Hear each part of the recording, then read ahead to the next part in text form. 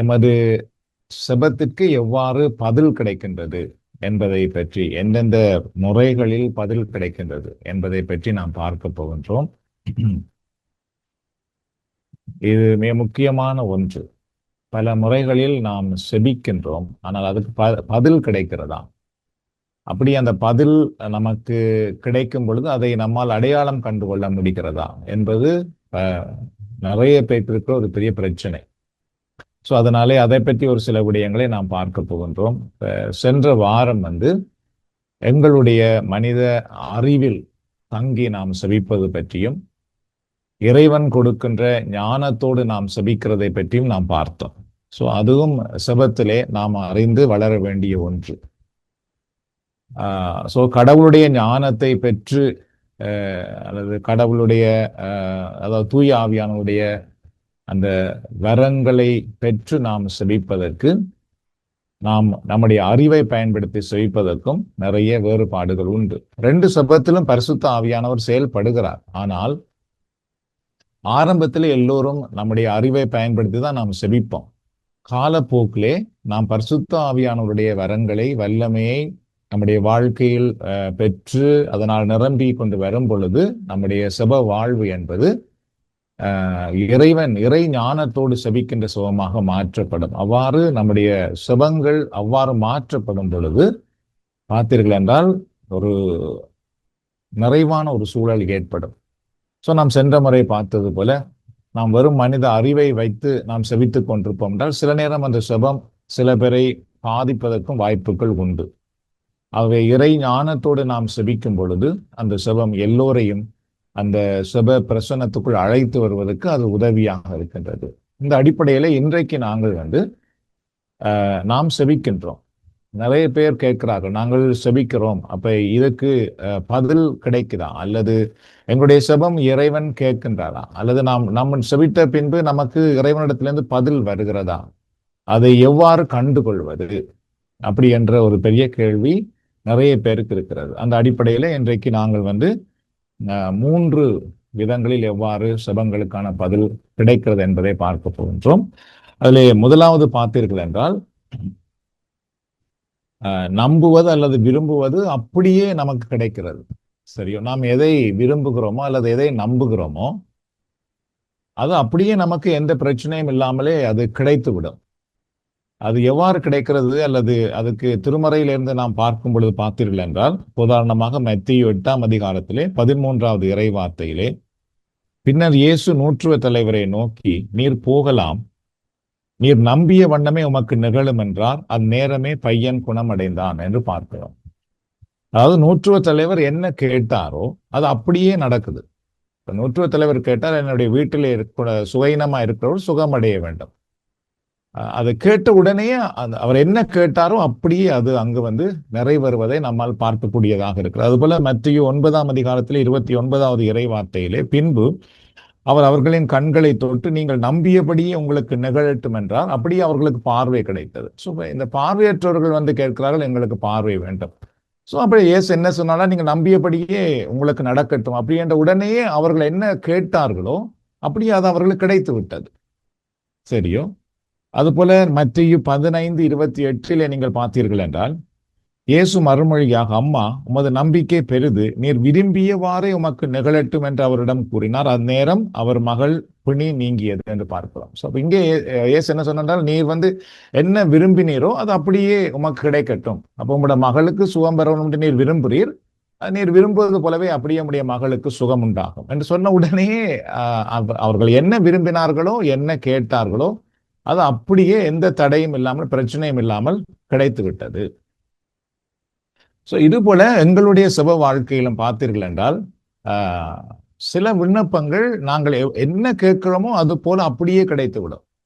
சரியோ, எந்த தடங்கள் கூட இருக்காது. கேட்ட உடனேயே சில நேரம் கிடைத்து விடும். அப்ப என்ன கேட்டோமோ அதே அப்படியே கிடைத்து விடும். ஸோ இவ்வாறு ஒரு விதத்திலே நமக்கு செபத்துக்கான பதில் கிடைக்கிறது. சரி, இன்னொரு விதமாக நம்முடைய செபத்துக்கு பதில் கிடைக்கிறது. அது எவ்வாறு கிடைக்கிறது என்று சொல்லி நாம் பார்த்தோம் என்றால், கடவுள் என்ன சொல்லுகிறாரோ அதை நாம் செய்யும் பொழுதுதான் அதனுடைய பதிலை நம்மால் பெற்றுக்கொள்ளக்கூடியதாக இருக்கும். சரி, முதல் இதிலே நாம் ஒன்றும் செய்ய தேவையில்லை. ஆண்டவரே, எனக்கு இது தேவையா இருக்குது, என்னுடைய குடும்பத்துக்கு இது தேவையா இருக்குது, என்னுடைய பிள்ளைக்கு இது தேவையா இருக்குது, அது தாரும் என்று கேட்ட உடனே அப்படியே நடக்குது. ஆனால் இப்பொழுது இன்னொரு முறை எவ்வாறு நடக்கிறது என்றால், நாம் கேட்கும் பொழுது அது ஆண்டவர் கேட்கின்றார். அதுக்கு பின்பு அவர் என்ன சொல்லுவார் என்றால், ஓகே, நீ இதை செய், அப்பொழுது நீ கேட்டது உனக்கு கிடைக்கும், அல்லது நீ விரும்பியது உனக்கு கிடைக்கும் அப்படி என்று சொல்லுவதை நாம் பார்க்கலாம். அது போல நமக்கு கிடைக்கிறது, அப்படிதான் நமக்கு கிடைக்கும். சரி, அதுக்கு உதாரணமாக வேதாகமத்திலே நாம் பார்க்கும் பொழுது பார்த்தென்றால், உதாரணமாக யோவான் 11ஆம் அதிகாரத்திலே லாசருடைய வீட்டிலே இயேசு சொல்லுவார், இந்த கல்லை அகற்றி விடுங்கள் அப்படி என்றுவார். சரியோ? இப்ப லாசருவை உயிர்ப்பிக்க, ஓகே, கடவுள் இயேசுநாதர் இப்ப லாசரை உயிர்ப்பிப்பதற்கு தயாராக இருக்கின்றார். இயேசுநாதரே அந்த கல்லை புரட்டி இருக்கலாம், ஒரு வார்த்தையினால் அந்த கல்லு புரளப்பட்டு போயிருக்கலாம். என்றால் மரித்து போன லாசருவே உயிரோடு எழுப்பும் பொழுது அந்த கல்லை அதன் அகன்று போ என்று சொன்ன உடனே அது அகன்று போறது ஒரு பெரிய பிரச்சனையுமே இல்லை. ஆனால் இங்கே இயேசு என்னத்தை கையாளுகிறார் என்றால், ஓகே, நீங்கள் ஒரு கல்லை, அந்த அந்த அது அந்த அங்கத்தையே முறையாக இருந்த அந்த நாட்கள் வழக்கம், ஓகே, அந்த கல்லை நீங்கள் அகற்றுங்கள், அப்பொழுது நீங்கள் அற்புதத்தை காண்பீர்கள். இப்பொழுது மார்த்தாள் மரியாளுக்கு அது ஒரு பெரிய இடைஞ்சலாக இருக்கிறது. கல்லை எப்படி அகற்றுவது? கல்லை அகற்றும் பொழுது அதிலிருந்து துர்நாற்றம் வரலாம், அப்ப அகற்றலாமா? சோ இங்கு அவர்கள் முதலிலே தயங்குவார்கள், பிறகு அகற்றுவார்கள். அந்த அகற்றும் வரைக்கும் அவர்களுடைய செபத்துக்கான பதிலை அல்லது அற்புதத்தை காண முடியவில்லை. அதுபோல நீங்கள் பார்த்தீங்கன்னா யோவான் 2ஆம் அதிகாரம் 7வது இறை வார்த்தையிலே இயேசு அவர்களிடம் கானாவு திருமண வீட்டிலே இத்தொட்டிகளில் தண்ணீரை நிரப்புங்கள் என்று கூறினார். அவர்கள் அவ்வாறே விளிம்பு வரை நிரப்பினார்கள். சோ இங்கேயும் பார்த்துக்கொண்டால் திராட்சரசம் தீர்ந்து விட்டதே என்று சொன்ன உடனே திராட்சரசம் உருவாகட்டும் என்று இயேசு உருவாக்கி கொடுக்கவில்லை. முதல் இதிலே அப்படி நடக்கிறது. கண் பார்வை வேண்டும், உடனே நடக்கிறது. வீட்டிலே உள்ளவர் குணமடைய வேண்டும், உடனே நடக்கிறது. ஆனால் இங்கு அப்படி நடக்கவில்லை. இங்கு இயேசு என்ன சொல்லுவார் என்றால், நீங்கள் கச்சாடிகளில் தண்ணீரை நிரப்புங்கள், அப்பொழுது அதுக்கு பின்பு அந்த அற்புதத்தை காண்பீர்கள். சரி, ஆகவே அவர்கள் கச்சாடிகளில் தண்ணீரை நிரப்ப வேண்டியதாக இருந்தது. இது போல இன்னும் நிறைய உதாரணங்களை நாம் பரிசுத்த வேதாகமத்திலே நம்மால் பார்க்கக்கூடியதாக இருக்கின்றது. சரி, இப்ப நாங்கள் பார்த்தோம் என்றால் இதிலே பாருங்கள், எங்களுடைய செபம் இறைவன் கேட்டாரா? ஆம், கேட்டார். ஆனால் அதற்கான பதிலை அப்படி உடனே தந்து விட்டாரா? இல்லை. அதுக்கு பதிலை நாங்கள் பெற்றுக்கொள்வதற்கு சில விடயம் செய்ய வேண்டியதாக இருந்தது. அவ்வாறு செய்யும் பொழுதுதான் அந்த பதிலை பெற்றுக்கொள்கிறோம். சோ இவ்வாறு எங்களுடைய ஆன்மீக வாழ்க்கையிலும் செப வாழ்க்கையிலும் சில நேரத்திலே சில விண்ணப்பங்களுக்கு இறைவன் என்ன சொல்லுவார் என்றால், நீங்கள் இதை செய்யுங்கள், இதை செய்யும் பொழுது மட்டும்தான் அதனுடைய அற்புதத்தை உங்களால் பார்க்க முடியும். அப்படி வரும் பொழுது சில நேரத்திலே நாங்கள் செபிக்கிறோம், ஆனால் கடவுள் செய்ய சொல்லுவதை செய்யாமல் போவதனாலே இறைவன் எங்களுக்கென்று வைத்திருக்கின்ற அந்த ஆசீர்வாதத்தை, அந்த பதிலை நம்மால் பெற்றுக்கொள்ள முடியாமல் போய்விடுகின்றது. அல்லது எப்பொழுது நாம் அதை நிறைவேற்ற போகிறோமோ அப்பொழுதுதான் அதை காணக்கூடியதாக இருக்கும். அப்ப இந்த அடிப்படையில சில நேரம் சில ஆண்டுகள் ஆகலாம், மாதங்கள் ஆகலாம், சில காலங்கள் கடந்து போகலாம். உதாரணமாக மார்த்தாள் மரியாள் வீட்டிலே கல்லை புரட்டுங்கள் அப்படி என்று சொன்னாரே, எங்களுடைய பார்வைக்கு அது ஒரு சாதாரண விடயம் போல தெரியலாம். இது என்னது, கல்லறைக்கு முன்னால் இருந்த கல்லை புரட்டி விட வேண்டியதானே என்று. ஆனால் அவ்வளவு இலகுவான வேலை அல்ல அது. என்றால் அது அன்றைய சமுதாயம் ஒருபோதும் அதை ஏற்றுக்கொள்ளாத ஒன்று. உதாரணமாக எங்களுடைய இன்றைய வாழ்க்கை நிலையோடு பார்க்கும் பொழுது என்ன மாதிரி இருக்கிறது என்றால், நாங்கள் ஒருவரை நாங்கள் அடக்கம் செய்த பின்பு நீங்கள் அதை கிண்டி முதலாளி அந்த கிண்டி அடக்கம் பண்ண அந்த உடலை வெளியே எடுங்கள் அப்படி என்று சொல்றது போல இது. சரியோ? அப்படி சொன்னால் நாம் செய்வோமா? இட்ஸ் வெரி ஹார்ட் அது. ஆனால் நாங்கள் இந்த வேதாகமத்திலே மார்த்தாள் மரியாள் வீட்டிலே இயேசு கல்லை அகற்றுங்கள் அப்படி என்று சொன்னார், இவர்கள் நாரும் என்று சொன்னார்கள். அதுக்கு பிறகு நீங்கள் நம்பினால்தான் இதை காண்பீர்கள், ஆகவே அகற்றுங்கள், அப்ப அகற்றினார்கள். இது நாம் கேட்கும் பொழுது மிக அப்படியே ஒரு நல்ல கதை போல இருக்குது. ஆனால் எங்களுடைய சொந்த வாழ்க்கைக்கு வரும் பொழுது அவ்வளவு இலகுவானது அல்ல. அப்ப அது போல நம்முடைய வாழ்க்கையிலும் இறைவன் பார்த்தீர்கள் சில நேரத்திலே சில விடயங்கள் சொல்லுவார், இதை நீங்கள் செய்யுங்கள், அப்பொழுது இதை காண்பீர்கள் என்று. ஆனால் அதை நாம் செய்வதற்கு சில நேரம் எங்களால் முடியாமல் இருக்கலாம், சில கஷ்டங்கள் இருக்கலாம். அவ்வாறு நாம் அதை செய்யாமல் போவோம் என்றால் நாங்கள் கேட்ட அந்த செபத்துக்கான பதிலை நாம் பெற்றுக்கொள்ள முடியாமல் போய்விடுகிறது. அப்ப அன்றைக்கு எவ்வாறு இப்போ உதாரணமாக பார்த்து என்றால் மாத்தாள் மரியாள் வீட்டிலே இயேசுநாதர் சொன்ன ஒரு விடயம், கலாச்சாரமே ஏற்றுக்கொள்ள முடியாத ஒன்று, அங்கு கூடியிருக்கிற மக்கள் யாரும் ஏற்றுக்கொள்ள முடியாத ஒன்று, குடும்பத்தில் இருக்கிற ஒருவருமே ஏற்றுக்கொள்ள முடியாத ஒன்று அது. அதுபோல எங்களுடைய வாழ்க்கையிலும் சில நேரம் ஆண்டவர் சொல்லுகிற சில விடயத்தை நாங்கள் செய்ய வேண்டும் என்றால் அது குடும்பமே ஏற்றுக்கொள்ளாது, சமூகமே ஏற்றுக்கொள்ளாது. ஏன், எங்களோடு இருக்கிற ஒருவருமே சில நேரம் ஏற்றுக்கொள்ள மாட்டார்கள். ஆனாலும் நாங்கள் இறைவனிடத்தில் இருந்து அற்புதத்தை காண வேண்டும் என்றால் நாங்கள் அதுக்கு கீழ்ப்படியும் பொழுது மட்டும்தான் அந்த அற்புதத்தை காணக்கூடியதாக இருக்கும், இல்லை என்றால் காண முடியாது. உதாரணமாக நான் முழு நேரமாக ஊழியத்துக்கு வரும் பொழுது யாருமே அதை ஏற்றுக்கொள்ள தயாராக இல்லை. இலங்கை இந்தியாவிலே அப்படி அவ்வாறு வருகிறார்கள், அது வேற விடயம். அப்படி வந்தால் அங்கு அவர்களுக்கு இருக்கிற ஒரு இடமோ சாப்பாடோ என்றது பெரிய பிரச்சனையே இல்லை.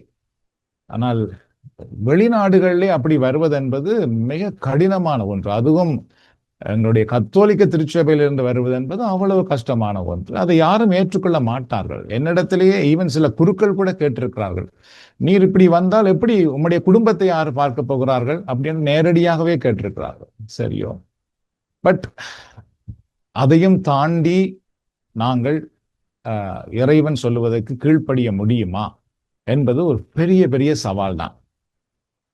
ஆனால் அதை நாம் செய்யும் பொழுது மட்டும்தான் இறைவன் எங்களுக்கென்று வைத்திருக்கிற அந்த பெரிய நன்மைத்தனத்தை காணக்கூடியதாக இருக்கும். அதுபோலதான் நாங்கள் அந்த இதிலே வாசித்தது போல, அதாவது தொட்டிகளில் தண்ணீரை ஊற்றுங்கள் அப்படின்னு சொன்னாரே. அப்ப எந்த தொட்டிகளில் தண்ணீரை ஊற்ற சொன்னார் என்றால் கால் கழுவுற தொட்டிகளிலே. அப்ப கால் கழுவுற தொட்டியிலே ஊற்றப்படுகிற தண்ணீரை அதை திராட்சரசமாக மாற்றி அதை பருக கொடுப்பது என்பது அதுவும் ஒருவராலும் ஏற்றுக்கொள்ள முடியாத ஒன்றுதான். பல கேள்விகள் கேட்க வேண்டிய ஒன்றுதான். ஆனாலும் அன்றைக்கு அங்கு அந்த வீட்டிலே இருந்த பணியாளர்கள் அதுக்கு ஒரு கேள்வியும் கேட்காமல் கீழ்ப்படிந்தார்கள் என்று தான் நாம் வேதாகமத்திலே வாசிக்கின்றோம். அப்ப அவர்கள் பல கேள்வி கேட்டிருக்க வேண்டும். ஏற்கனவே நிறைய பேர் வந்தாயிற்று, இப்ப இருக்கிறவர்களுக்கே திராட்சரசம் பத்தாமல் இருக்கிறது.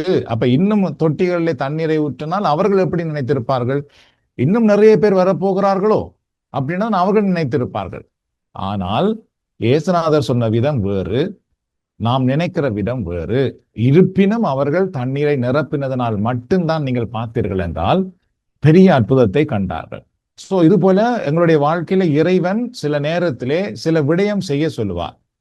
அதை நாம் செய்வது மிக கடினமாகத்தான் இருக்கும். சாதாரண விடயம் அல்ல. வாயால் சொல்வது அது இலகுவாக இருக்கும், ஆனால் செயல்பாட்டுக்கு கொண்டு வருவது மிக கடினமாக இருந்தாலும் அதை நாம் செய்யும் பொழுது மட்டும்தான் அதற்கான பதிலை நம்மால் பெற்றுக்கொள்ளக்கூடியதாக இருக்கும். இப்ப உதாரணமாக விடுதலை பயணம் யாத்திரையாகவும் 14:16 பார்த்தீர்கள் என்றால் ஆண்டவர் மோசேனை பார்த்து சொல்லுவார், கோலை உயர்த்தி பிடித்தவாறு உன் கையை கடல் மேல் நீட்டி அதனை பிரித்து விடு, இஸ்ரேல் மக்கள் கடல் நடுவே உலர்ந்த தரையில் நடந்து செல்வார்கள். இங்கு கூட பார்த்து கண்டால் ஆண்டவர் என்ன சொல்லுவார் என்றால், உன்னுடைய கோலை நீ தூக்கிப்பிடி, கடலை பிரித்து விடு. சோ அப்ப அதை செய்யும் பொழுது மட்டும்தான் அந்த கடல் பிரிந்தது, இல்லையென்றால் கடல் பிரியாது. சோ அது போல இன்றைக்கு நாங்கள் 2வது விதத்திலே வரும் பொழுது சில செபங்கள் எங்களுக்கு கேட்கப்படுகிறது. ஆண்டோர் கேட்கிறார், கேட்டுட்டு நீ இதை செய், அப்பொழுது உனக்கு கிடைக்கும் என்பார். ஆனால் நாங்கள் சில நேரம் அதுக்கு கீழ்ப்படிவது என்பது மிக கடினமாக போய்விடுகின்றது. சரி, கீழ்ப்படிய முடியாமல் போவதற்கு சில காரணங்கள், நிறைய காரணங்கள் இருக்கிறது. இப்போ அதுக்கு முதல் ஒன்றை பார்த்துருவோம். அப்போ உதாரணமாக நீங்கள் பார்த்துக்கிட்டால், யாருக்கு கேட்ட உடனே அந்த கேட்டது அப்படியே கிடைக்குது, ஆனால் யாருக்கு கேட்ட விண்ணப்பத்தை ஆண்டவர் இதை செய்யுங்கள் பெற்றுக்கொள்வீர்கள் அப்படி என்று சொல்லுகிறார், அதையும் ஒரு முறை நாம் பார்க்க வேண்டும். யாருக்கு கேட்ட உடனே கடகடன்னு கிடைக்குது. இப்ப முதல்ல பார்த்தோம் அல்லவா, கண் பார்வை உடனே கிடைத்தது, நூற்றுவ தலைவர் உடனே அந்த சுகம் உண்டாகுது, மகள் சுகம் அடைகிறாள். அது அப்படியே கேட்ட உடனே நடந்துட்டு அவர்களுக்கு. அப்ப யாருக்கு கேட்ட உடனே நடக்குது, யாருக்கு கேட்டாலும் இதை செய்தால் தான் கிடைக்கும் என்று சொல்லப்படுகிறது. அப்படி நாம் பார்த்தோம் என்றால் பொதுவாக என்னுடைய பணி வாழ்வின் அனுபவத்திலே நான் கண்டது என்றால், யாருக்கு உடனே கிடைக்கிறது என்றால், யாரெல்லாம் புதுசா விசுவாசிகளாய் வருகிறார்களோ, யாரெல்லாம் புதுசா சௌ வழிபாட்டுக்கு வருகிறார்களோ, அவர்களுக்கு பார்த்தோம்னால் ஆரம்பத்திலே உடனே கிடைக்கும். தெரியும், புதுவாழ்வு கூட்டத்திலே மன்றாடினேன் உடனே கிடைத்து விட்டது அப்படி என்று சொல்லுவார்கள். போய் இந்த விடயத்துக்காக நான் கேட்டேன் உடனே கிடைத்து விட்டது அப்படி என்று சொல்லுவார்கள். சரியோ, புதிய விசுவாசிகள் அல்லது புதிதாக வருகிறவர்கள், புதிய இறை மக்கள், கடவுள் மேல் அந்த நம்பிக்கை அவர்கள் வலுப்படுத்துவதற்காக, கடவுள் உண்மையாகவே அந்த செபத்தை கேட்கின்றார் என்பதற்காக உடனடியாக அவர்களுக்கு அது கிடைக்குது. ஆனால் அவர்கள் தொடர்ச்சியாக விசுவாசத்திலே வளர்ந்து வரும் பொழுது, அல்லது தொடர்ச்சியாக அவர்கள் சுய வழிபாட்டிலே பங்கு பெற்றி விசுவாசத்திலே வளர்ந்து வரும் பொழுது, அதற்கு பின்பு அவர்கள் கேட்பது உடனடியாக கிடைப்பதில்லை. சில நேரத்திலே அவர்கள் கேட்பார்கள், ஆனால் கடவுள் அவர்கள் சொல்லுவதை, அவர்களுக்கு என்ன சொல்லுகிறாரோ அதை செய்யும் பொழுது மட்டும்தான் அவர்களால் அந்த விண்ணப்பத்துக்கான பதிலை காண முடியும். ஏனென்றால் முதலிலே புதிதாக வருகின்ற ஒரு விசுவாசிக்கு, இறை மக்களுக்கு கடவுள் என்ன சொல்லுகிறார் என்பதை தெரியாது அவர்களுக்கு. ஏன்னா அப்பதான் புதிதாக வந்திருக்கிறார்கள். அதனாலே அவர்கள் புதிதாக ஆண்டவரிடத்திலே வந்து கேட்கிறார்கள். ஆனால் தொடர்ச்சியாக நாம் இறை வழிபாட்டில் பங்கு பெறும் பொழுது, இறை வார்த்தையை கேட்டு கேட்டு நம்பிக்கையிலே வளரும் பொழுது, இப்பொழுது நமக்கு தெரியும் கடவுளுடைய விருப்பம் என்ன, கடவுளுடைய விருப்பமற்ற விடயங்கள் என்ன, நம்முடைய வாழ்க்கை என்றால் என்ன, செபம் என்றால் என்ன, விசுவாசம் என்றால் என்ன, தூய்மை என்றால் என்ன. இதெல்லாம் நமக்கு இப்பொழுது போதனையை கேட்க கேட்க நமக்கு அறிவு வளருது. இவ்வாறு அறிவு வளர்ந்து கொண்டு வரும் பொழுது இறைவன் என்ன செய்கிறார் என்றால், எங்களிடத்திலே இன்னும் சில விடயங்களை எதிர்பார்க்கிறார். ஓகே, இப்பொழுது உனக்கு சில விடயங்கள் தெரியும், அதனால இதை நீ செய், அப்பொழுது நீ இதை காண்பாய் அப்படின்னு சொல்லுகிறார். சோ இந்த கட்டம் வரும் பொழுதுதான் நிறைய மக்கள் என்ன செய்கிறார்கள் என்றால், ஆரம்ப கட்டத்திலேயே நிறைய மக்கள் இருந்து விடுகிறார்கள். ஆரம்பத்திலே வந்த உடனே அப்படி அற்புதம் நடந்தது, இந்த அற்புதம் நடந்தது, நிறைய சமாதானம் கிடைத்து, சந்தோஷம் கிடைத்தது. ஆனால் அதுக்கு பின்பு ஒன்றையும் காணவில்லையே, அப்படியே இருக்கிறது போலவே இருக்குதே, பிரச்சனைகள்லாம் வருகிறதே, மன சமாதானமே குழம்பி போகிறதே, ஒரு வளர்ச்சியும் காணவில்லையே, பல ஆண்டுகள் போனாலும் அது அப்படியே அந்த நிலையிலேயே நாம் இருக்கின்றோமே அப்படி என்ற ஒரு நிலையெல்லாம் வருது. இதற்கு காரணம் கடவுள் எங்களுடைய செபத்தை கேட்கவில்லை என்பது அல்ல. கடவுள் சொல்லுவதை சில நேரத்தில் நாங்கள் இன்னும் செய்யாமல் இருக்கின்றோம். அது ஒரு முக்கிய காரணமாக இருக்கிறது. அவ்வாறு நாம் செய்யாமல் போகும் பொழுது நம்முடைய செபத்துக்கான பதிலும் கிடைக்காமல் இருக்கின்றது. சரி, அப்ப எந்த வழிகளிலே இறைவன் நாங்கள் என்ன செய்ய வேண்டும் என்று எங்களுக்கு சொல்லி கொடுக்கின்றார் என்பதை நாம் பார்ப்போம். சரியோ, இப்ப அவர்களுக்கு நேரடியாக பேசினார், இதை நீங்கள் செய்யுங்கள், இதை நீங்கள் காண்பீர்கள் என்று. அதுபோல எங்களுக்கு எவ்வாறு இதை செய்யும்படி கேட்கின்றார் என்று நாம் பார்த்தோம் என்றால், முதலாவது இறை வார்த்தை மூலம், இறை போதனைகளை நாம் கேட்கும் பொழுது, அந்த போதனைகள் வழியாக இறைவன் நம்முடைய வாழ்க்கை எவ்வாறு இருக்க வேண்டும் என்று கற்றுக் கொடுப்பார். சரியோ, அப்படி நம்முடைய வாழ்க்கையை நாம் கற்றுக்கொண்டு வரும் பொழுது அதுக்கு பின்பு நாம் செபிப்போம். சில தேவைகள் நமக்கு வரும். அப்படி தேவைகள் வரும் பொழுது இறைவன் என்ன சொல்லுவார் என்றால், நம்முடைய வாழ்க்கை இறை போதனைக்கு ஒவ்வாமல் இருக்குமாக இருந்தால் கடவுள் பல முறைகளிலே இறை வார்த்தை மூலமாக நம்மோடு பேசுவார். இல்லை, இதை நீ செய், இது தவறு, நீ யோசிப்பது தவறு, செய்வது தவறு, போவது தவறு, அப்ப அதை நீ மாற்று, இதை மாற்று அப்படின்னு பேசுவார் இறைவன். சரியோ, நமக்கே தெரியும், உண்மையிலே இறைவன் நம்மோடு பேசுகிறார் என்று கூட சில நேரம் தெரியும். தெரிந்தாலும் நமக்குள் இருக்கின்ற ஒரு மனித தன்மை நம்மை அதுக்கு கீழ்ப்படிய விடாமல் இருப்பதனாலே எங்களுடைய செபத்துக்கான பதிலும் நமக்கு கிடைக்காமல் இருக்கின்றது. அப்ப காலப்போக்கிலே பார்த்தீர்கள் என்றால், இந்த சோ வழிபாடுகளிலே பங்கு பெறுகிற பொழுது ஏற்படுகின்ற ஒரு பெரிய ஒரு பின்மாற்றம் என்னவென்று பார்த்தீர்கள் என்றால், ஒரு சில விடயங்கள் ஆரம்பங்களிலே நாம் கடவுள் இதை செய்யும்படி சொல்லுகிறார், அதை நாம் செய்யாமல் விட்டு நம்முடைய மனதை கடினப்படுத்தி கொண்டு வந்தோம் என்றால், காலப்போக்கிலே நம்முடைய மனம் கடினப்பட்டு போய்விடும். அதற்கு பின்பு கடவுள் சின்ன விடயம் சொன்னால் கூட நம்மால் செய்ய முடியாது, நாம் செய்யவும் மாட்டோம். என்றால் நம்முடைய உள்ளம் இப்பொழுது நிறைய முறை இறைவன் சொன்னதை கீழ்ப்படியாமல் போய் அது கடினப்பட்டாயிற்று. சரியோ, அதனாலே இப்பொழுது காலப்போக்கிலே சின்ன விடயம் என்றாலும் நம்மால் கீழ்ப்படிய முடியாது. அப்ப கீழ்ப்படியாமல் இருக்கும் பொழுது நமக்கு வருகிற ஆசீர்வாதமும் தடைப்பட ஆரம்பித்து விடும், கிடைக்காமல் போய்விடும். ஸோ அப்ப நாங்கள் வந்து ஒரு ஒரு ஒரு சாதாரண ஒரு நன்மைத்தனங்களை ஆரம்பத்திலே கண்டவர்களாகவே இருக்க ஆரம்பித்து விடுவோம். ஆனால் நம்முடைய வாழ்க்கையில இன்னும் பெரிய பெரிய விடயங்களை இறைவன் செய்வதற்கு காத்து கொண்டிருப்பார். அவ அதை பெற்றுக்கொள்ள வேண்டால் நாம் இறைவார்த்தை மூலமாக இறைவன் நமக்கு சொல்லிக் கொடுக்கிற விடயங்களை நாம் தியானித்து அதற்கு ஏற்றபடி நம்முடைய வாழ்க்கையை நாம் மாற்றிக்கொள்ள ஆரம்பிப்போமாக இருந்தால் இறைவனும் வந்து எங்களுடைய சுபத்துக்கான பதிலை நாங்கள் பெற்றுக்கொள்ளும்படி ஆசீர்வதிக்கிறார். இரண்டாவது பார்த்தீர்கள் என்றால் இறைவார்த்தையிலே மூலமாக பேசுவது போல நாம் செபிக்கும் பொழுதும் இறைவன் வந்து சில நேரங்களிலே நமக்கு உணர்த்துவார். ஆகவே நீ இதை செய், இதை மன்னித்து விடு, இதை விட்டு கொடுத்து விடு, இதுக்கு கீழ்ப்படிந்து விடு, மனதிலே பெருமையை வைத்துக் கொண்டிருக்காதே, புகழை தேடாதே அப்படின்ட்டு சில நேரத்தில் இறைவன் சுபத்தின் மூலமாக கூட நம்மோடு பேசுவார். சரியோ? அப்படி பேசும் பொழுதும் நாம் அதற்கு கீழ்ப்படியாமல் போவோமாக இருந்தால் எங்களுடைய சுபத்துக்கான பதிலும் வந்து கிடைக்காமல் போவதற்கான வாய்ப்புகள் இருக்கின்றது. சரியோ? அதுபோல நீங்கள் பார்த்தீர்கள் என்றால் மூன்றாவது வந்து இன்னொருவர் மூலமாகவும் சில நேரம் ஆண்டோர் பேசுவார். சரியோ? அது வந்து ஆன்மீக சகோதரங்களாகவும் இருக்கலாம், சாதாரணமாக நம்முடைய குடும்பத்தில் உள்ளவர்கள், நம்முடைய நண்பர்கள் அல்லது வேற யாராவது இருக்கலாம், அல்லது சும்மா டிவியிலே போகிற ஒரு ப்ரோக்ராம் அதன் மூலமாக கூட கடவுள் நம்மோடு பேசலாம். உன் வாழ்க்கையில வந்து இது தவறு, இதை மாற்றணும் அப்படின்ட்டு. சரியோ? அப்ப அதுக்கு வந்து நாம் கீழ்ப்படியாமல் போவோமாக இருந்தால் கூட நாம் காண முடியாது. வெறும் மாற்றங்களை மட்டும் நாம் பார்ப்போம், அதாவது வெறும் நாம் செய்கிற தவறுகளைத்தான் மாற்றும்படி கடவுள் சொல்லுவார் அப்படி என்றும் அல்ல.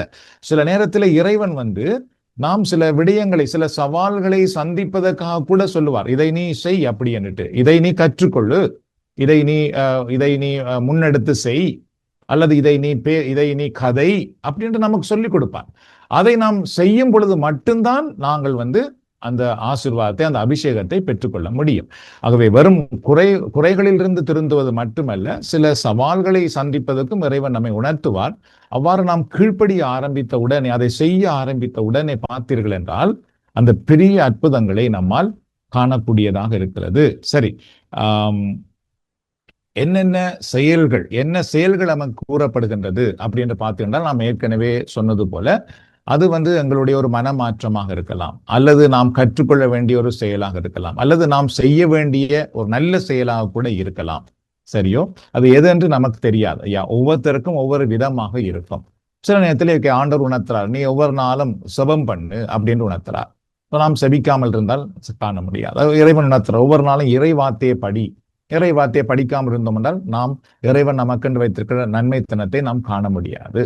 சரியோ? சோ இப்படி வந்து ஒவ்வொருத்தருக்கும் ஒவ்வொரு விதமான சில செயல்கள் இருக்கிறது. இதை செய்யும் பொழுது மட்டும்தான் நம்மால் அதனுடைய நிலையை காண முடிகிறது.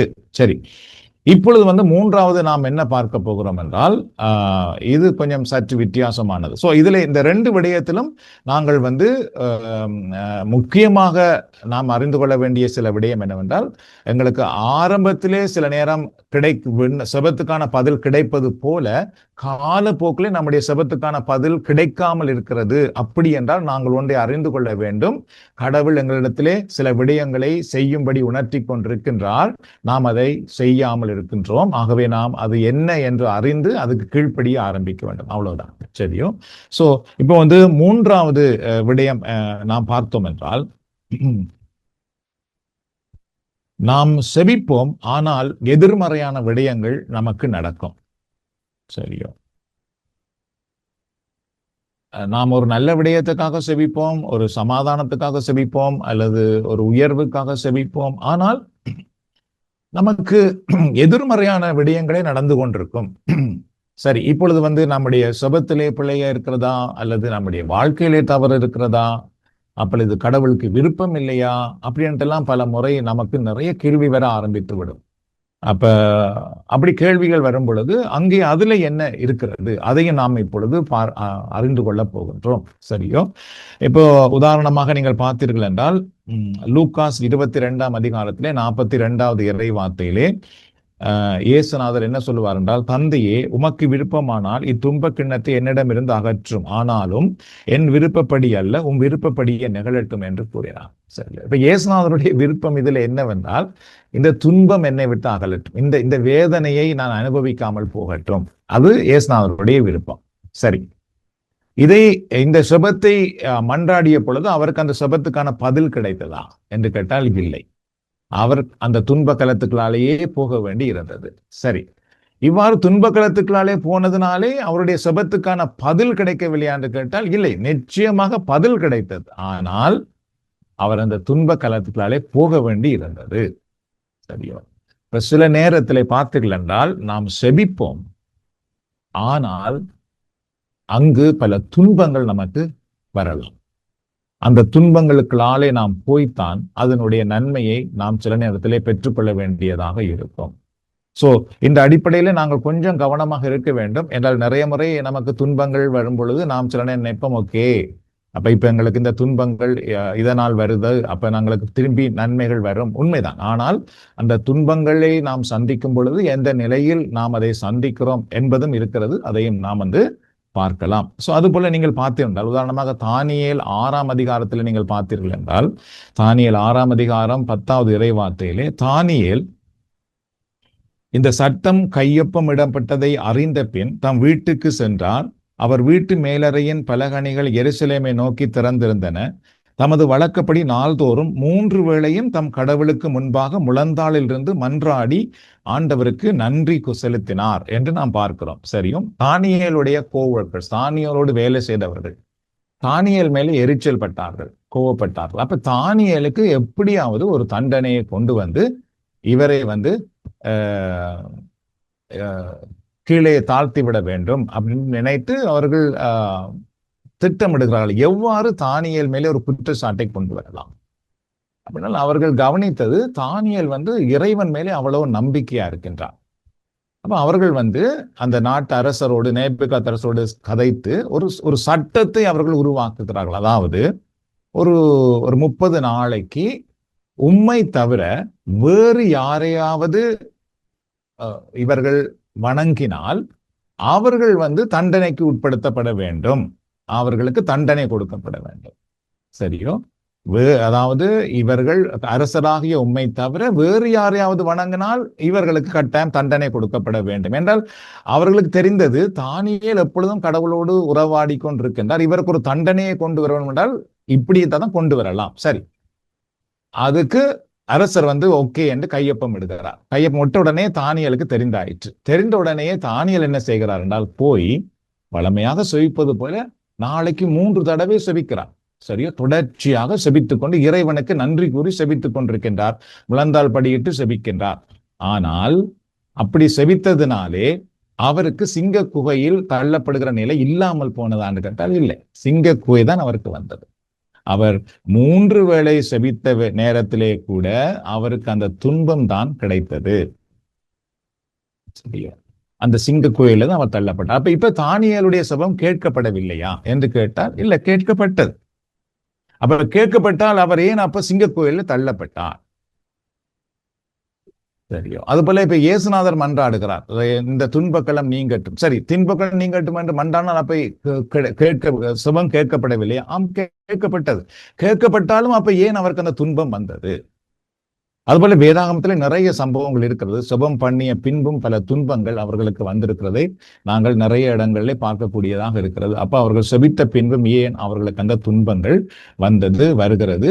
இவ்வாறு நாமும் செபிக்கும் பொழுதும் நம்முடைய செபத்துக்கு பின்பு நமக்கு துன்பங்கள் வருகிறதா, கஷ்டங்கள் வருகிறதா என்று கேட்டால் ஆம், வருகிறது. அதனுடைய நிலை என்ன அப்படின்றது நாங்கள் இப்போ ஒரு சில விடயங்களை நாம் பார்க்கலாம். உதாரணமாக நாம் செபித்தும் துன்பம் ஏன் நீங்கவில்லை அப்படின்ட்டு முதலாவது நாம் பார்த்தோம். நாம் செபித்தோம், ஆனால் ஏன் அந்த துன்பம் நீங்கவில்லை? அல்லது இப்போ உதாரணமாக தானியேலுக்கு முதலிலே தெரியாது சிங்க கோயில தான் போட போகிறார்கள் அப்படி என்று. சரியோ? ஆனால் அவர் செபித்த பின்பு அவருக்கு நிறைய துன்பங்களை பார்க்கின்றார், சந்திக்கின்றார். அப்ப தானியேலுடைய உள்ளம் உண்மையிலேயே சில நேரம் கலங்கி இருக்கலாம், அல்லது உறுதியாக இருந்திருக்கலாம், எங்களுக்கு தெரியாது. பட் அவர் செபித்த பின்பும் ஏன் அந்த துன்பம் வந்தது? அதான் அந்த அந்த அந்த முக்கியமான விடயம். அப்ப நாங்கள் ஒரு விடயத்துக்காக செபிக்கிறோம், அப்ப செபித்த பின்பும் ஏன் எங்களுக்கு அந்த துன்பம் வருகிறது அப்படின்னு பார்த்தென்றால், இதுக்கு முதலாவது அதற்குரிய விடை நாம் பார்த்தோம் என்றால், கடவுள் அந்த செபத்துக்கான பதிலை எங்களுக்கு தருவதற்கு அந்த துன்பத்தின் வழியாக நடத்துவதற்காக அவர் விரும்புகிறார். சரியோ? ஏனென்றால் நமக்கு இறைவன் வைத்திருக்கின்ற ஒரு திட்டம் என்பது ஒரு பெரிய திட்டம். அந்த திட்டத்துக்குள்ளே நாம் வருவதற்கு எங்களுக்கு சில அனுபவங்கள் தேவையாக இருக்கும். சரியோ? சில பாடங்கள் நாங்கள் கற்றுக்கொள்ள வேண்டியதாக இருக்கும். அதை கற்றுக்கொண்டு அந்த அனுபவங்களை பெற்றால் மட்டும்தான் அதுக்கு மேலாக இறைவன் கொடுக்கிற அந்த ஆசீர்வாதத்தை நாம் பாதுகாக்கக்கூடியதாக இருக்கும். அந்த அந்த அனுபவத்தை பெற்று வந்தால் மட்டும்தான் இறைவன் எங்களுக்கு கொடுக்கின்றதை நம்மால் சரியாக அனுபவிக்கக்கூடியதாக இருக்கும். இல்லை என்றால் நம்மால் அனுபவிக்க முடியாது. அதை நம்மால் பயன்படுத்தவும் தெரியாமல் போய்விடும். அதனாலே ஆண்டவர் சில நேரத்திலே அந்த சுபத்துக்கான பதில் என்னவென்றால், நீ இந்த துன்பத்துக்களால தான் போக வேண்டும், இந்த பாடத்தை நீ கற்றுக்கொள்ள வேண்டும் அப்படின்ட்டு. சரியோ? அப்ப அந்த பாடம் கற்றுக்கொள்ளும் பொழுது பார்த்தீங்கன்னா நம்முடைய மனநிலை, நம்முடைய சிந்தனைகள், நம்முடைய உடல், நம்முடைய சூழ்நிலைகள், நம்முடைய நம்பிக்கை நிலைகள் எல்லாமே அந்த துன்ப களத்தின் வழியாக கடவுள் ஒரு சரியான சீரான நிலைக்கு, நல்ல ஒரு பண்பட்ட நிலைக்கு கொண்டு வருவார். அப்படி கொண்டு வந்தால் மட்டும்தான் இறைவன் கொடுக்கிறதை நம்மால் கையாள முடியும். சோ அதனாலே பார்த்திருந்தால் சில நேரத்திலே அது போன்ற துன்ப களத்தின் வழியாக போவது இறைவனுடைய திட்டமாக இருக்கிறது. அதை நாம் மாற்ற முடியாது. கடவுளுடைய திட்டம்.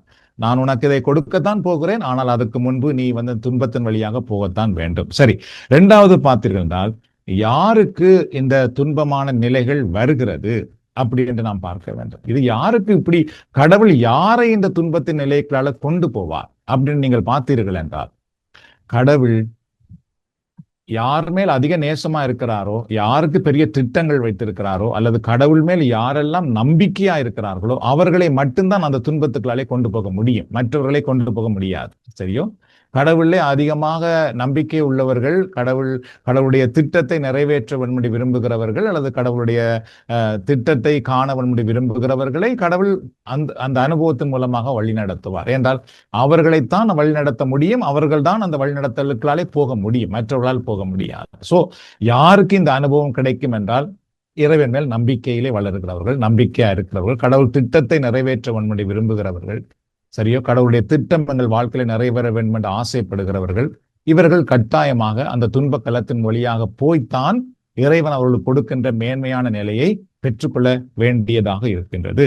சரி, அது மட்டுமில்லாமல் ஏன் அது நடக்கிறது? ஏன் கடவுள் அந்த துன்பத்தின் வழியாக கொண்டு போகின்றார்? சரியோ? எதற்காக கடவுள் அந்த துன்பத்தின் வழியாக கொண்டு போகிறார் அப்படின்னு நீங்கள் பார்த்தீர்கள் என்றால், அதன் வழியாக வந்துதான் கடவுள் தன்னுடைய திட்டத்தை நிறைவேற்ற வேண்டியதாக இருக்கின்றது. அதன் வழியாக வராமல் இருந்தால் கடவுள் தன்னுடைய மேன்மையான திட்டத்தை நிறைவேற்ற முடியாமல் போய்விடுகிறது. இப்போ உதாரணமாக இயேசுநாதர் துன்பங்களை கண்டு மரித்தார். மரித்த பின்பு தந்தையாகிய கடவுள் அவரை உயிர்ப்பித்தார். அப்ப கடவுள் தந்தையாக இறைவன் அவரை மரணத்திலிருந்து உயிர்ப்பித்து, அதாவது அந்த பாவத்தின் தன்மையை வெற்றி கொள்ளுகிற ஒரு நிலையை இயேசுவுக்கு கொடுக்க வேண்டும் என்றால் அவர் துன்பத்தின் வழியாக போய் மரிக்க வேண்டும். மரித்தால் மட்டும்தான் அவரை கடவுள் உயிர்ப்பிப்பதன் வழியாக அவர் அந்த உயிர்ப்பின் வல்லமையை பெற்றுக்கொள்ள முடிகிறது. அதே நேரத்திலே கடவுள் உயிர்ப்பிக்கின்றவர் என்ற ஒரு கடவுளுடைய வல்லமை மக்களுக்கு தெரியப்படுத்தப்படுகிறது. ஆகவே கட்டாயமாக இயேசு அதுக்களாலே போய் துன்பத்துக்களாலே போய் மரித்தால் மட்டும்தான் கடவுளுடைய அந்த உயிர்ப்பின் வல்லமை வெளிப்படுத்த முடியும். இல்லைனால் வெளிப்படுத்த முடியாது. சரி, அதுபோல தானியேலை எடுத்துக்கொள்வோமே. தானியேல் பார்த்தீர்கள் என்றால் அவர் நாடு கடத்தப்பட்டு அரண்மனையிலே வைக்கப்பட்டிருந்த ஒரு சாதாரண நிலையில தான் இருந்தார் அவர். ஆனால் சிங்க குகையிலே அவர் தள்ளப்பட்ட பின்பு பார்த்தீர்கள் என்றால் தானியேலை இறைவன் ஒரு பெரிய உயர்ந்த அதிகார நிலைக்கு கொண்டு வந்தார். அப்ப கடவுளுடைய திட்டம் அவரை உயர்ந்த அதிகாரமுள்ள நிலைக்கு கொண்டு வர வேண்டும். அப்படி கொண்டு வர வேண்டும் என்றால் கடவுள் அவர்களுக்கு செய்ய வேண்டியதாக எதுவாக இருந்தென்றால், தானியேல் நம்புகிற அந்த கடவுள் அவ்வளவு சக்தி வாய்ந்த கடவுள். தானியேல் நம்புகிற இறைவன் தான் உண்மையான அந்த இறைவன். அந்த உண்மையான இறைவனை கடவுள் அன்றைக்கு அந்த எகிப்து நாட்டில் இருக்கிற எல்லோருக்கும், பபிலோன்ல இருக்கிற ஒவ்வொருவருக்கும் சொல்லி காட்ட வேண்டியதாக இருந்தது. அப்படி காட்ட வேண்டும் என்றால் தானியேல் சிங்க குகையிலே தள்ளப்பட வேண்டும். சிங்க குகையிலே விழும் பொழுது சிங்கங்கள் கடிக்காமல் இருப்பதை மற்றவர்கள் காண வேண்டும். அப்படி காணும் பொழுது மட்டும்தான் தானியேல் நம்புகிற கடவுள் சக்தி வாய்ந்த இறைவன் என்பதை அந்த ஊரில் இருக்கிற எல்லா மக்களால் நம்ப முடியும். சோ அதனாலே தான் இறைவன் என்ன செய்கிறார் என்றால், எங்களை சில நேரத்திலே இது போன்ற பயங்கரமான துன்பத்தின் வழியாக வழி நடத்துவார். அந்த துன்பத்தின் வழியாக நாம் நடந்து போய் அதற்கு பின்பு ஆண்டவர் வெளியே கொண்டு வருவார். அப்படி கொண்டு வரும் பொழுது பார்த்தீர்கள் என்றால், நாங்கள் முன்பு இருந்ததை விட இப்பொழுது அதிகம் ஆன்மீக வல்லமையில் நிரம்பியவர்களாக இருப்போம். நிறைய ஞானம், நிறைய அனுபவம் நமக்கு வாய்ந்ததாக இருக்கும். அதே நேரத்திலே மற்றவர்கள் இப்பொழுது எங்கள் வழியாக அந்த இறைவனுடைய வல்லமையை காணக்கூடியதாக இருக்கும். சோ இன்னொரு நிலை வர வேண்டும் என்றால் நாங்கள் அந்த துன்பத்தின் வழியாக போக வேண்டியதாக இருக்கின்றது. சரி, இந்த நேரத்திலே இப்ப அடுத்தது என்னவென்றால், இவ்வாறு நாம் இந்த துன்பத்தின் வழியாக போகும் பொழுது இதுல எங்களுடைய பங்கு என்ன சரியோ என்று நாம் பார்க்க போகிறோம். அப்ப எங்களுக்கு நாம் செபிக்கிறோம், எங்களுக்கு துன்பம் வருகிறதே. அப்ப இப்படி துன்பமே வரும் பொழுது நாங்கள் இப்ப எங்களுடைய பங்கு என்ன, இதுல நாம் என்ன செய்ய வேண்டும் சரியோ என்று பார்த்தீர்கள் என்றால், இங்கேதான் நிறைய பேர் பின்வாங்குவார்கள், விட்டு விலகி போவார்கள், சோர்ந்து போவார்கள். சரியோ, இங்கேதான் நாங்கள் உறுதியா இருக்க அழைக்கப்படுகின்றோம், அதிகமாக செபிப்பதற்கு அழைக்கப்படுகின்றோம், கடவுளை இறுக்கமாக பற்றி பிடித்திருப்பதற்கு அழைக்கப்படுகின்றோம். இங்கு எங்களுடைய பங்கு என்னவென்றால், நாம் கடவுளை ஒருபோதும் முறுமுறுக்க கூடாது, பின்வாங்கி போய்விடக் கூடாது, கடவுள் மேல் இருக்கிற நம்பிக்கையிலிருந்து சற்றும் விலகிவிடக் கூடாது, நம்முடைய சுப வாழ்க்கை குறைந்து விடக்கூடாது, நம்முடைய பரிசுத்தம், கடவுளுக்கும் எங்களுக்கும் இருக்கிற அந்த உண்மை தன்மை அப்படியே இறுக்கமாக வைத்திருக்க நாம் பார்த்து கொள்ள வேண்டும்.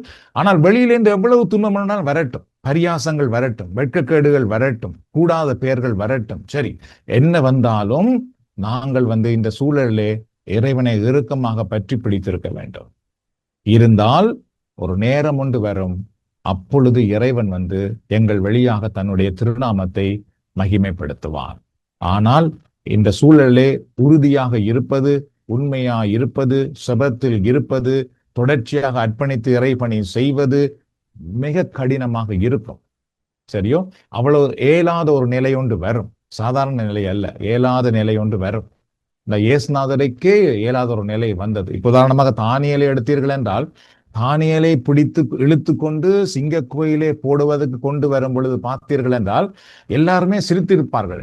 3 தடவை நீ செபித்தியே, செபம் என்று செபத்தை பற்றி சொன்னியே, செபித்து கொண்டு இருந்தியே, முழங்கால் இருந்து செபித்தியே, ஆனா உனக்கு என்ன நடந்தது, என்ன நடந்தது, என்ன நடந்தது அப்படிதான் சொல்லி இருப்பார்கள். அப்ப தானியேலுடைய அந்த மனநிலையெல்லாம் பார்த்தீர்கள் என்றால் பயங்கர போராட்டமாக இருந்திருக்கலாம். சரியோ, இருந்தாலும் அங்கு தானியேல் தன்னுடைய பரிசுத்தத்தை, தன்னுடைய நம்பிக்கையை, தன்னுடைய உறுதியை அவர் அங்கு பற்றி பிடித்திருப்பதை நம்மால் பார்க்கக்கூடியதாக இருக்கின்றது. சரி, இங்கே கடவுளுடைய செயல் இப்பொழுது இந்த துன்பத்துக்காலே போகும் பொழுது எவ்வாறு வெளிப்படுகிறது அப்படின்னு பார்த்துக்கின்றால், கடவுளுடைய செயல் இப்பொழுது இப்ப அந்த துன்பத்துக்குள்ளே போன உடனே இப்பொழுது கடவுளுடைய செயல் எவ்வாறு வெளிப்படுகிறது சரியோ. இப்போ இயேசுநாதராக இருக்கலாம், தானியேலாக இருக்கலாம், அல்லது யோசேப்பாக இருக்கலாம், சரியோ, பவுல் சீலாவாக இருக்கலாம். அவர்கள் கடவுளை அறிவித்தார்கள், அவர்களை கொண்டே சிறையிலே அடைத்து அவர்களை துன்பப்படுத்தி சங்கிலிகளால் கட்டி அடித்தார்கள் என்றெல்லாம் பார்க்கிறோம். சரியோ, அப்ப இந்த நாங்கள் துன்பத்துக்குள்ளாலே போகும் பொழுது இப்ப கடவுளுடைய செயல் எவ்வாறு வெளிப்படுகிறது அப்படின்னு பார்த்தீர்கள் என்றால், இங்கே சரியோ, முதல் நாங்கள் பார்த்தோம் அல்லவா, கேட்டவுடனே கிடைத்தது. அது அவர்கள் ஒன்றுமே செய்யவில்லை, அவர்கள் ஒரு கஷ்டமுமே படவில்லை, அப்படியே கேட்டவுடனே கிடைச்சிட்டு. 2வது நிலை அவர்கள் சில விடயங்கள் செய்ய வேண்டியதாக இருந்தது. அந்த விடயங்கள் அவர்களுக்கு செய்வதுதான் கஷ்டமா இருந்ததே தவிர அவர்களுக்கு துன்பம் அங்கு இருக்கவில்லை, அதை செய்வதுதான் கஷ்டம். உதாரணமாக அந்த கல்லை அவர்கள் புரட்ட வேணும், அவ்வளவுதான். அந்த கல்லை புரட்டுவதற்காக அவர்கள் நெருப்புக்குள்ளாலே போய் புரட்ட வேண்டும் என்று இருக்கவில்லை. சரியோ, சிங்கங்களுக்குள்ளாலே போய், புலிகளுக்குள்ளாலே போய் புரட்ட, அப்படி அல்ல, கல்லை புரட்ட வேண்டும், அவ்வளவுதான். ஆனால் இங்கே 3வது நிலை பார்த்தீர்கள் என்றால், துன்பத்துக்குள்ளாலே தான் நாங்கள் ஆண்டவருடைய அற்புதத்தை காண வேண்டும். அதுதான் கடவுளுடைய திட்டம். துன்பத்துக்குள்ளாலே மட்டும்தான் அதை காண முடியும், சாதாரணமாக காண முடியாது. சரியோ? இங்கே இந்த ஒரு நிலை பார்த்தீர்கள் என்றால் அதிகமாக இறைவன் நம்மை பயன்படுத்த போகிறார், அல்லது இறைவன் ஒரு திட்டத்தை எங்கள் மூலமாக நிறைவேற்ற போகின்றார், அல்லது உங்களுடைய வாழ்க்கையிலே ஒரு ஒரு முக்கியமான சம்பவம் வரப்போகிறது. உதாரணமாக ஒரு ஒரு வாலிபன் இறைவனுக்கு இறைபணி செய்து கொண்டிருக்கிற ஒரு வாலிப ஆண் அல்லது வாலிப பெண் இப்பொழுது அவர்கள் திருமணமாக போகிறார்கள். அப்படி என்றால் அங்கு பயங்கர போராட்டம் அவர்கள் சந்திப்பார்கள். என்றால் இப்போ திருமணத்துக்கு பின்பு அவர்களுடைய வாழ்க்கையை இதோடு முடிய வேண்டும் பணி, அல்லது தொடர வேண்டும். சரியோ? அப்படினால் அப்போ ஒரு சாத்தானம் அங்கே முடிக்கிறதுக்காக போராடி கொண்டிருப்பான். கடவுளும் பார்ப்பார், இதுவரைக்கும் நீ தனிமையாக இருந்து நீ பணி செய்த, இப்பொழுது நீ திருமணமாக பணி செய்ய வேண்டும். அதற்கு சில பாடுகள் உண்டு, அதற்கு சில பக்குவங்கள் வேண்டும். சோ அதுக்கு சில கஷ்டங்களை சந்திக்க வேண்டியதாக இருக்கும். அது போல ஊழியத்திலே ஒவ்வொரு படிகள் இருக்கிறது. ஒவ்வொரு படிகள் நாம் உயர உயர வரும் பொழுது அங்கு கட்டாயமாக அந்த துன்பத்தின் வாய்க்கால் வழியாக நாம் போக வேண்டியதாக இருக்கும். என்று அதன் வழியாகத்தான் இறைவன் எங்களுக்கு தன்னுடைய வல்லமையை வெளிப்படுத்தக்கூடியதாக இருக்கும். ஆகவே இங்கே கடவுளுடைய செயல் எவ்வாறு வெளிப்படுத்த, அதாவது அற்புதம் எவ்வாறு நடக்கிறதை நம்மால் பார்க்கக்கூடியதாக இருக்கிறது என்றால் துன்பத்தின் வழியாகத்தான் இங்கு அற்புதத்தை நம்மால் காண முடியும். துன்பங்களை சந்திக்காமல் அற்புதத்தை காண முடியாது. சரியோ? அடுத்தது நீங்கள் பார்த்தீர்கள் என்றால், இந்த சூழலிலே கடவுளுடைய ஆசிரியை நாங்கள் எவ்வாறு இழக்கிறோம்? கடவுள் நம்முடைய செபத்தை கேட்கிறாரா? கேட்கிறார். அதற்கான பதிலையும் நமக்கு தருகிறாரா? ஆம், தருகிறார். ஆனால் அதை பெற்றுக்கொள்ள முடியாமல் நாம் இழந்து விடுவோமா? ஆம், இழந்து விட முடியும். அப்படின்றால் எவ்வாறு இழக்கிறோம் என்றால், ஏற்கனவே சொன்னது போல முதலாவது நம்முடைய செப வாழ்க்கையை நாம் குறைக்க ஆரம்பித்தோமோ அந்த ஆசீர்வாதத்தை பெற முடியாது. நிறைய பேர் துன்பம் வந்த உடனே பாருங்கள், அந்த பணியை விட்டு விலகுவது, கூட்டங்களுக்கு வராமல் இருப்பது, செபிக்கிறதை குறைக்கிறது, இறைவாது, இதெல்லாம் செய்ய ஆரம்பித்து விடுவார்கள். இந்த துன்பங்கள், கஷ்டங்கள், போராட்டங்கள் வர ஆரம்பித்த உடனே, அல்லது குறை சொல்லுவது. அப்படி நாம் செய்தோமோ இறைவன் எங்களுக்கென்று வைத்திருந்த மேலான ஆசீர்வாதத்தை நாங்கள் இழக்க ஆரம்பித்து விடுவோம். அதுக்கு பிறகு கடவுள் மேல் இருக்கிற நம்பிக்கையை நமக்கு கொஞ்சம் கொஞ்சமாக குறைய ஆரம்பிக்கும். சரியோ? நாம் என்ன நினைப்போம் என்றால், கடவுள் அற்புதம் செய்வார் என்று நாங்கள் நினைத்தோம், ஆனால் எல்லாமே துன்பமாக இருக்கிறதே அப்படின்ட்டு ஒரு பெரிய கேள்வி நமக்குள்ளே வர ஆரம்பித்து விடும். அப்படி வரும் பொழுது கடவுள் மேல் இருக்கிற நம்பிக்கை கொஞ்சம் கொஞ்சமாக குறைய ஆரம்பித்து விடும். அடுத்தது பார்த்தீர்கள் என்றால், நாங்கள் ஆண்டவரிடத்திலே மன்றாடுகிறோம், கடவுள் எங்களுக்கு அற்புதம் செய்ய வேண்டும் என்று நாங்கள் விரும்புகிறோம். ஆனால் துன்பத்தை சந்திப்பதற்கு நாங்கள் தயாராக இருக்கிறதில்லை. அவமானங்களை, பிரச்சனைகளை சந்திப்பதற்கு நாங்கள் தயாராக இல்லாமல் இருப்போம். அப்படி இருக்கும் பொழுது நாம் என்ன செய்வோம் என்றால், நம்மை நாம் பாதுகாத்து கொள்ள விரும்புவோம். அப்ப கடவுள் அந்த துன்பத்துக்குள்ளே நாம் போக மாட்டோம். இது நமக்கு வேண்டாம், இந்த பெயர் எனக்கு வேண்டாம், மற்றவர்கள் என்னை குறையாக நினைக்கக்கூடாது, மற்றவர்கள் என்னை எப்பொழுதும் நன்றாகத்தான் கதைக்க வேண்டும், இப்படிலாம் நாம் நினைத்த உடனே நாம் அந்த துன்பத்துக்குள்ளே போக மாட்டோம். அப்படி போகாமல் இருக்கும் பொழுது இறைவன் எங்களுக்கென்று வைத்திருக்கிற அடுத்த உயர்வு நிலையை நாம் பெற்றுக்கொள்ளாமல் போய்விடுவோம். சாதாரண நிலையிலேயே அப்படி இருக்க ஆரம்பித்து விடுவோம். சரி, அடுத்தது நீங்கள் பார்த்தீர்கள் என்றால், இது நிறைய பேருக்கு இருக்கிற பெரிய பிரச்சனை. சுப கூட்டத்துக்கு போனால், கடவுளை நம்பினால் எல்லாமே எங்களுக்கு நல்லதுதான் நடக்கும் என்று சொன்னார்கள். அதுதானே உண்மை. ஆனால் என்ன, இது ஒரே துன்பமா இருக்குதே, கஷ்டம் பெறுதே அப்படி என்று சில பேர் அதை பிழையாக விளங்கி கொள்ளுகிறார்கள். கடவுளை தேடினால் துன்பமே வராது அப்படி என்று ஒரு சில பேர் எண்ணிக்கொண்டிருக்கின்றார்கள். இல்லை, கடவுளை தேடுவது நிமித்தம் துன்பங்களும் உண்டு. ஆனால் தொடர்ந்தே துன்பம் இருந்துடக்கூடாது. தொடர்ந்தே துன்பம் என்றால் அப்ப கடவுள் எங்கே? இப்ப கடவுள் இல்லாத மாதிரி போய்விடும். சில நேரத்துல துன்பங்கள் வழியாக நாம் போவோம், ஆனால் அதுக்கு பின்பு அதற்கான ஆசீர்வாதத்தையும் நம்மால் பெற்றுக்கொள்ள கூடியதாக இருக்கும். சரி, அதையும் தாண்டி நீங்கள் பார்த்தீர்கள் என்றால், கடவுளுக்கென்று நாங்கள் முக்கியத்துவம் கொடுக்காமல் போகும் பொழுது, சரியோ, நமக்கு சில கஷ்டங்கள், துன்பங்கள், பாடுகள் வரும் பொழுது, என்ன துன்பம் வந்தாலும் சரி, என்ன கஷ்டம் வந்தாலும் சரி, இறைவன் தான் எனக்கு முக்கியம், அவர் தான் எனக்கு முதலிடம், அப்படி என்றதிலிருந்து நாங்கள் விலக ஆரம்பித்தோம் என்றால், இறைவன் எங்களுக்கு என்று வைத்திருக்கிற அந்த மேன்மையான நிலையை நம்மால் பெற்றுக்கொள்ள முடியாமல் போய்விடுகிறது. இந்த அடிப்படையில நாங்கள் பார்க்கும் பொழுது, மூன்றாவது நிலை என்பது சற்று கடுமையான நிலைதான். ஆனாலும் அந்த நிலைக்கு பின்னாலே இறைவன் பெரிய பெரிய உயர்ந்த நிலைகளை வைத்திருப்பார். அதுக்குள்ளாக நாங்கள் போவதற்கு கற்றுக்கொண்டோம் என்றால் நிச்சயமாக இறைவனுடைய அந்த உயர்ந்த நிலையையும் நம்மால் காணக்கூடியதாக இருக்கும். ஆகவே 3 விதங்களிலே நாம் செபத்துக்கான பதிலை பெற்றுக்கொள்ளக்கூடியதாக இருக்கிறது என்பதை இன்றைக்கு நாம் பார்த்திருக்கின்றோம். ஸோ முதலாவது நிலை சாதாரணமாக ஒன்றுமே நாம் செய்யாமல் கேட்ட உடனேயே நமக்கு கிடைக்கிற ஒன்று. 2வது, சில விடயங்களை நாம் செய்தால் மட்டும்தான் இறைவனுடைய ஆசீர்வாதத்துக்குள்ளே நாங்கள் வர முடியும். அது நம்முடைய வாழ்வின் மாற்றமாக இருக்கலாம், செப வாழ்வின் மாற்றமாக இருக்கலாம், நாம் செய்ய வேண்டிய சில விடயங்களாக இருக்கலாம். 3வது துன்பத்துக்குள்ளாலே போவதனால் மட்டும்தான் இறைவன் எங்களுக்கு கொடுக்கின்ற நன்மைத்தனங்களை நம்மால் பெற்றுக்கொள்ளக்கூடியதாக இருக்கும். சரியோ? சோ இந்த 3வது நிலை வரும் பொழுது நாம் கூடுதலாக செபிக்க வேண்டியவர்களாக இருப்போம், இறைவார்த்தை வாசிக்க வேண்டியவர்களாக இருப்போம், கூட்டங்களில் தவறாமல் பங்கு பெற வேண்டியவர்களாக இருப்போம். சரியோ? நிறைய பேர் பார்த்தீர்கள் என்றால் ஒரு கஷ்டத்துக்கு வந்த உடனே படாக்கண்டு இந்த வழிபாட்டுக்கு வருவதை நிறுத்த பார்ப்பார்கள். ஒரு நோய் வந்த உடனே முதலாவது வழிபாட்டுக்கு வருவதை நிறுத்த பார்ப்பார்கள். சரியோ? அது நிறுத்தக்கூடாது. ஒரு நாள் கடவுளிடத்திலே வருகிறதை ஒருபோதும் நிறுத்தக்கூடாது. ஏனென்றால் அங்குதான் நாங்கள் விடுதலை அடைகிற ஒரு இடம். அதை விட்டுட்டு நாங்கள் தவிர்க்க ஆரம்பித்தோமோ அதை, அப்ப நாம் அந்த கடவுள் நமக்கு வைத்திருக்கிறதை இழக்க ஆரம்பித்து விடுவோம். அது போல நீங்கள் பார்த்தீர்கள் என்றால் அந்த துன்பத்துக்குள்ளாலே போகும் பொழுது சில நேரத்திலே பார்த்தோம்னா நாங்கள் எங்களுடைய பொறுமையை இழக்க வேண்டிய நிலை, கோவப்பட வேண்டிய நிலை, அல்லது சில தவறான வார்த்தைகளை பேச வேண்டிய நிலை, இப்படியெல்லாம் வர ஆரம்பிக்கும். ஏனென்றால் அந்த அந்த அந்த துன்பத்துக்குள்ளாலே போகும் பொழுது மற்றவர்கள் தேவையில்லாத கதைகள் கதைக்கும் பொழுது, அல்லது சில கஷ்டங்களுக்கு மேல் கஷ்டங்கள் வரும் பொழுது, வீட்டுக்குள்ளே சில குழப்பமான நிலைகள் வரும் பொழுது நாங்கள் அந்த நேரத்திலே பொறுமை இழக்க வேண்டிய கட்டங்கள் வரும். நம்முடைய பரிசுத்தத்தை இழக்க வேண்டிய சூழ்நிலைகள் வரும்.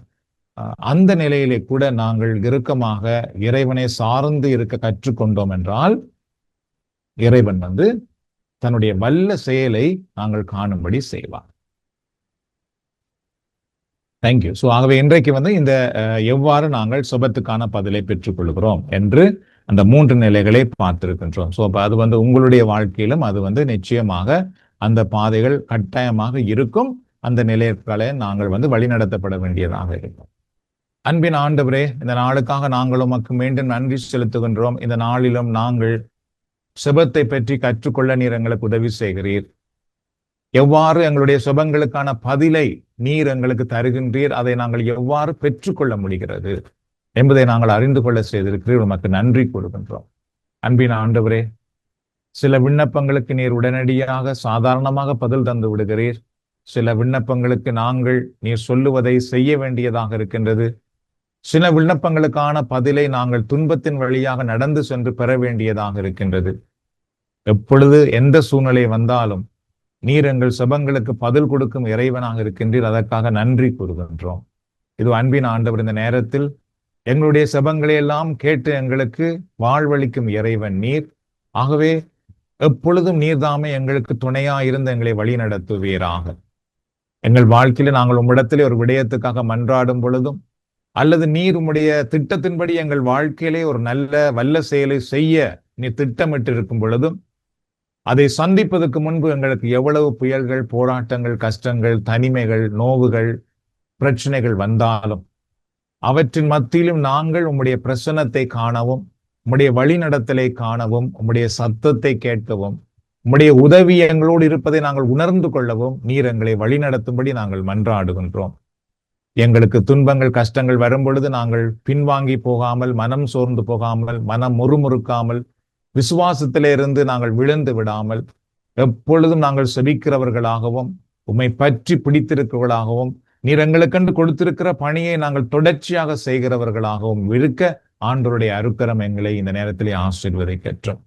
இரக்கமுள்ள ஆண்டவரே, தானியேல் சிங்க கோயில்களிலே போனதினாலே தான் அவரை உயர்ந்த ஸ்தானத்துக்கு கொண்டு வந்தீர். அதுபோல் இந்த நேரத்தில் உம்முடைய பிள்ளைகள் எப்படிப்பட்ட துன்பத்தின் வழியாக போனாலும் அவர்களுக்கென்று நீர் வைத்திருக்கின்ற அந்த உயர்ந்த நிலையை ஒவ்வொருவரும் பெற்றுக்கொள்வதற்கு உம்முடைய அருக்கரம் இவர்களோடு இருந்து வழி நடத்துவதாக. தானியேல் நம்புகிற கடவுள் உண்மையான கடவுள் என்று அவர்கள் அறிக்கை செய்தது போல இந்த நேரத்திலே நானும் ஜெபிக்கின்றேன். நாங்கள் நம்புகிற கடவுளாகிய நீர் வல்லமை உள்ள கடவுள், உண்மையுள்ள இறைவன், அதிசயங்களை செய்கிற ஆண்டவர், எங்களை விடுவித்து வாழ வைக்கிற கடவுள், எங்கள் பஞ்ச காலத்திலும் நீர் எங்களுக்கு வேண்டியதை கொடுக்கிற இறைவன், பாலைவனத்திலும் எங்களுக்காக நீர் பாதை உண்டாக்கி கொடுக்கிற கடவுள் என்பதை நாம் மட்டுமல்ல, நம்மோடு இருக்கிற ஒவ்வொருவரும் அறிந்து கொள்ளக்கூடிய விதமாக நீர் எங்களோடு இருந்து கரம் பிடித்து வழி நடத்துவீராக. ஆண்டவருடைய அருக்கரம் இந்த நேரத்தில் இதில் இணைந்திருக்கிற ஒவ்வொருவரையும் ஆசீர்வதிக்கட்டும். உம்முடைய பிரசனம் இந்த நேரத்திலே இவர்கள் மேல் இறங்கி வரட்டும். உம்முடைய ஒரு புதிய அபிஷேகத்தை இந்த நேரத்திலே பெற்றுக்கொள்ளட்டும். ஜெபிப்பதற்கான ஒரு வல்லமையை பெற்றுக்கொள்ளட்டும். ஆண்டவரே, நீ உம்முடைய திட்டங்களை அறிந்து கொள்ளுகின்ற ஞானத்தை பெற்றுக்கொள்ளட்டும். இதோ உம்முடைய வல்லமையினால் இவருடைய உடலில் இருக்கிற நோய்கள் இயேசுவின் நாமத்திலே மறைந்து போகட்டும். இவருடைய உடலில் இருக்கிற களைப்பு, சோர்வுகள் இல்லாமல் போகட்டும். மனதில் இருக்கிற பாரங்கள் நீங்கி பரிசுத்த ஆவியின் வல்லமையினால் இவர்கள் பிரகாசித்து எரிகிறவர்களாக மாற்றப்படட்டும். ஆண்டவருடைய ஆசீர்வாதம் இந்த நேரத்தில் இவர்கள் மேல், இவருடைய குடும்பத்தின் மேல் வந்து தங்குவதாக. இது இந்த நேரத்தில் எங்களுடைய புதுவாழ்வு குடும்பத்துக்காகவும் ஜெபிக்கின்றோம். அன்பின் ஆண்டவரே, யார் யாரெல்லாம் இந்த புதுவாழ்வு குடும்பத்திலே நீர் சொல்லுவதை செய்ய முடியாதபடி இருக்கிறார்களோ அவர்கள் செய்வதற்கான பலனை கொடுத்து அற்புதங்கள், அதிசயங்களோடு வழி நடத்தும்.